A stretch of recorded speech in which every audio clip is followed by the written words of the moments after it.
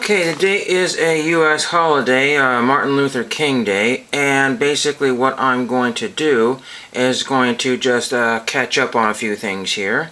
So today I'm just going to put a bunch of cards in my new penny sleeves here, so I'm going to be working on that today. I've already opened up a packet here, and it just basically tidies up a few things, makes things uniform in some of the boxes.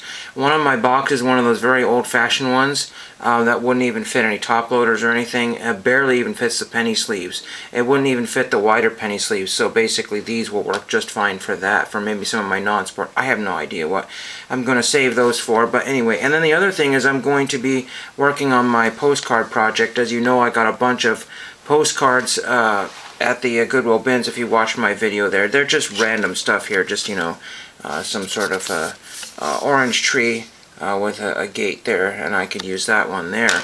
And I'm going to catch up on those, and then what I'm going to do is I'm going to take a look at my list here. This is my list for those you haven't seen it. Those different color Sharpies don't denote anything. It's just whatever pen or Sharpie I happen to have at the time. A lot of them are marked S for sent, sent question mark because I don't remember if I sent it, and RTS, so Alamo is a return to sender. And then some of these, the A ones, I started a long time ago. They started these in like 21. Some of them were 19, so 2019. That's when I was early onto this project here. I had written all sent, so I go to the next page. And on the next page here is a tally of what I've been able to find, because there is about there's 29 pages. And I broke it down to how many I think I have not sent on the pages. So approximately there's 431 post offices I still have not written to.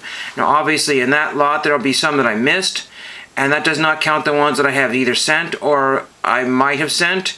It also doesn't take into account some mistakes that I have made. So there's a lot of post offices that I forgot to write down that I've sent to, and then some of those might come back, and that will decrease the total of ones I have to send. But essentially what that means is I have to find 431 postcards. I suppose I could go through my collection and dig through all the postcards and pull out everything that could be a possible California postcard, and that'd be something I could probably do. And then I do have a box started for that, so I will go through and put that all together, and then maybe in the next few videos I'll come back and see how many postcards I physically need for this thing. I might only have 131 out of 431. That'd be expensive, and that's why I grabbed those postcards yesterday, because it might have been 15 or 20 postcards, but still, that make kind of a dent on this 431 I need to procure. So that is really all I have. Like I said, I'm going to catch up on some stuff here, and that should take a good fraction of the morning here. And then I got some more books to sort through, because I brought over the contents of the bookshelf where all the binders went onto. And I got to go through all those and figure out where they're going to go. And oh my gosh, what a mess. What a mess. So, hope you have a good holiday, and thank you for watching. Alright, I had you fooled. I actually have some more content. So we're going to do a couple of things here. We're going to show you a stamp that I don't think I've ever shown on this channel. I just cannot remember. But it's been a very, very long time if I had. And then we're going to do some pack opening here. So first thing we're going to show off this Oliver Wendell Holmes. Now, upon appearance, you may not know what's wrong with this here, but if you know, there's a lot of white border there and a little red stripe there, and that's usually not on the stamp there. This stamp really, and you can see it's pasted on the corner of an envelope, so that was actually put on an envelope. This is a miscut. This is a 15-cent Oliver W. Holmes, Oliver Wendell Holmes stamp. I want to say it was from I don't know. It's from somewhere around 78, 79, 80, somewhere in that particular time frame. I believe it's a 15-cent stamp, and you can barely even read the 5 on there. So a very, very cut wrong stamp. I don't know what kind of value it has, but somebody had the audacity to almost mail that. I mean, can you believe that that would have come off of a sheet or something of like similar stamps? It was very common for these stamps back then to be miscut, so I don't know if it has a ton of value, but I think I got that in a grab bag, and I was just absolutely shocked that somebody had put that in there. So that was very, very cool. That's something I got a long time ago. So we're going to open up some packs again, and these are from the care package out of Canada here, and we've got these 3 here. These are the Motorsports Hall of Fame cards, so we'll see what we have here. And I just don't know anything about these, so we're just going to rip into this one here. This is Miss Imhoff right here, International Motorsports Hall of Fame. So I don't even know how many cards are. This is from Maxx. I know Maxx very well. I know Maxx trading cards. If these are worth a whole bunch of money in these wrappers, well then darn.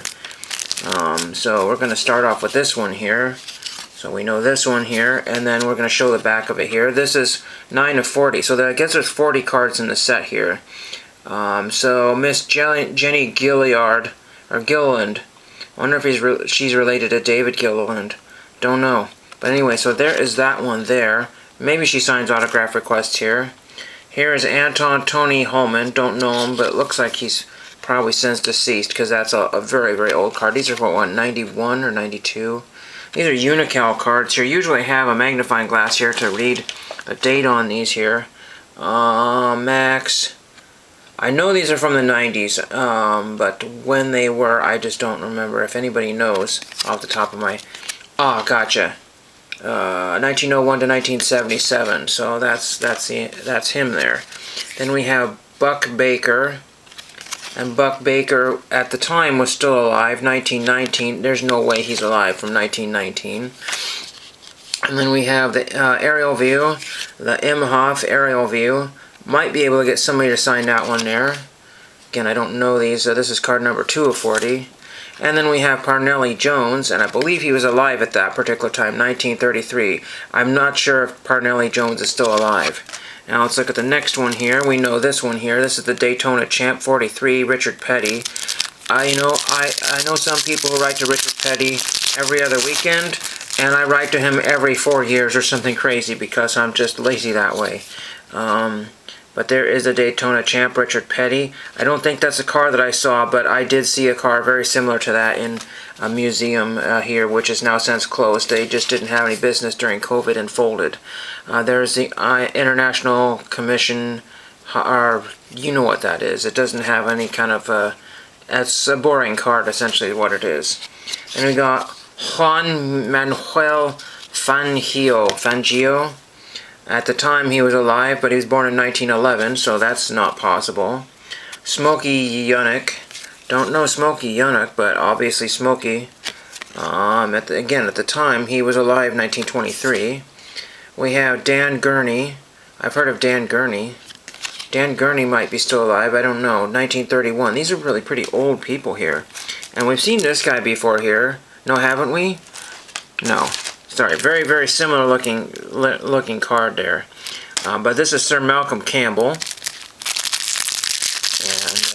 like I said, if anybody knows anything about these cards, drop me a line here. I know Maxx because I collect a lot of Maxx race cards here. There's the Maxx logo there, if you can see that well enough there. Maxx. M-A-X-X. So, Sir Malcolm Campbell.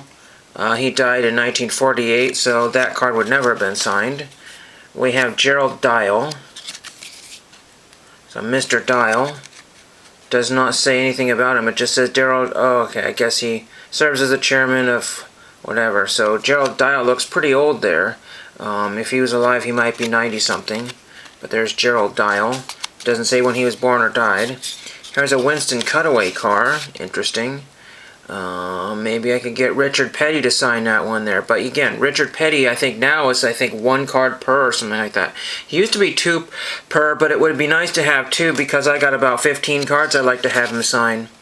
Bruce McLaren. I've heard of McLaren in the teams, and it looks like he died in 1970.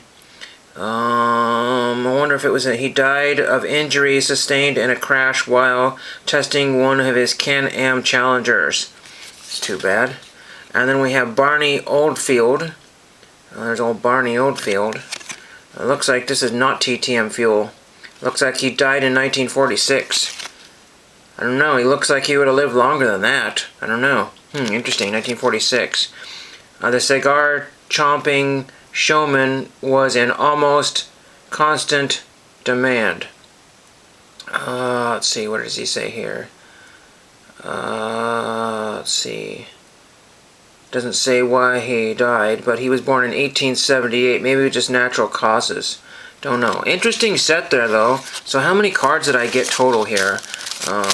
1, 2, 3, 4, 5, 6, 7, 8, 10, 12, 13, 14, 15, something like 15 cards it looks like there, so I don't know exactly.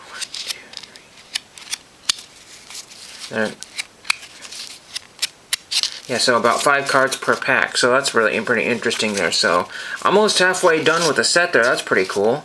Like I said, it's not a great set for TTM because just about everybody except for probably this young. I gotta look up Miss Imhoff and see if she's still around, and maybe what was it, Parnelli Jones? I'm gonna look and see if he's still around. And thank you for watching.